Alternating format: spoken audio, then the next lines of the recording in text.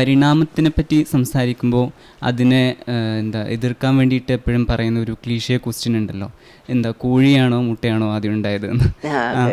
അപ്പോൾ എനിക്കതിൽ തോന്നിയിട്ടുള്ളത് എന്താണെന്ന് വെച്ചാൽ അതിനൊരു ആൻസർ ഉണ്ട് എന്ന് ഞാൻ ചിന്തിച്ചത്. എനിക്കറിയില്ല അത് ശരിയാണോ എന്നറിയില്ല. ഈ ഡിപ്ലോയിഡ് ആയിട്ടുള്ള, അതായത് ഡിപ്ലോയിഡ് ഓർഗാനിസം എപ്പോഴാണോ ഉണ്ടായത്, അതായത് ആ ഒരു സമയത്ത്, അതായത് ഈ കോഴിയുടെ ആൻസിസ്റ്റർ ആയിട്ടുള്ള ഒരു ഡിപ്ലോയിഡ് ഓർഗാനിസമാണ് ആദ്യമായിട്ടുണ്ടായത്. അതങ്ങനെയാണോ?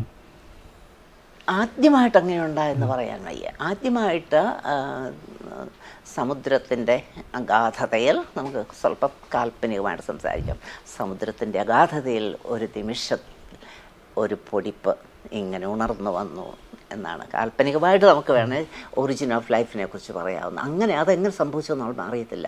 ഒരു DNA ഉരുത്തിരിഞ്ഞ് വരികയും അത് സെൽഫ് റിപ്ലിക്കേറ്റിംഗ് ആയി വരിക എന്നുള്ളതായിരുന്നു ഏറ്റവും വലിയ കാര്യം.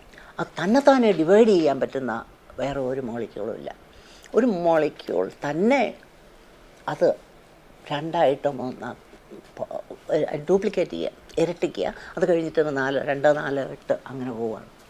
അതാണ് ആദ്യമായിട്ട് തന്നെ. ഈ ഡിപ്ലോയിഡ് എന്ന് വെച്ചാൽ ഈ ആണും പെണ്ണും എന്നുള്ളത് ജന്തുക്കളുടെ ഇടയ്ക്കും സസ്യങ്ങളുടെ ഇടയ്ക്കും വന്നത് ഒരുപാട് മില്യൺ കൊല്ലം കഴിഞ്ഞ പിന്നെയായിരുന്നു. അത് വെറൈറ്റിക്ക് വേണ്ടിയാണ്. അല്ലെങ്കിൽ ഇതൊന്നും ആണും പെണ്ണും ഒന്നും ആവശ്യമൊന്നുമില്ല. നമുക്ക് കുറേ വെറൈറ്റികൾ വേണം എന്നുള്ളത് കൊണ്ടാണ്. അതിനു വേണ്ടി പരിണാമം സൃഷ്ടിച്ചെടുത്തതാണ് ഈ ഡൈപ്ലോയിഡ് എന്നുള്ളത്. ഡൈപ്ലോയിഡ് എന്ന് വെച്ചാൽ 2 സെറ്റ് ക്രോമസോം എന്നുള്ളതാണ്. പക്ഷേ ആണും പെണ്ണുമായിട്ടുള്ള, അതുകൊണ്ടാണ് ഈ 2 സെറ്റ്, അതാണ് ഡൈപ്ലോയിഡ് എന്നുള്ളത്. ആണും പെണ്ണുമായിട്ട് വ്യത്യാസം അത് സസ്യങ്ങളിലുണ്ട്, ജന്തുക്കളിലും ഉണ്ടെന്നുള്ളത്. അത് രണ്ടും കൂടെ മിക്സ് ചെയ്യുമ്പോൾ പിന്നെ ഉണ്ടാകുന്ന തലമുറ, പിന്നെ ഉണ്ടാകുന്ന കുഞ്ഞുങ്ങളോ അല്ലെങ്കിൽ പിന്നെ ഉണ്ടാകുന്ന സസ്യങ്ങളിലോ വെറൈറ്റി വരണം. പേരൻസിനെ പോലെ ആകരുത്. അതുകൊണ്ടാണ്. അപ്പോൾ അതിൻ്റെ ഒരു ആൻസറായിട്ട് സാറിന് എന്താ പറയാനുള്ളത്? ഇത് കോഴിയാണോ മുട്ടയാണോ എന്നുള്ളത്, അത് ആ ചോദ്യം വെറുതെ ഒരു വെട്ടിച്ചോദ്യമാണ്.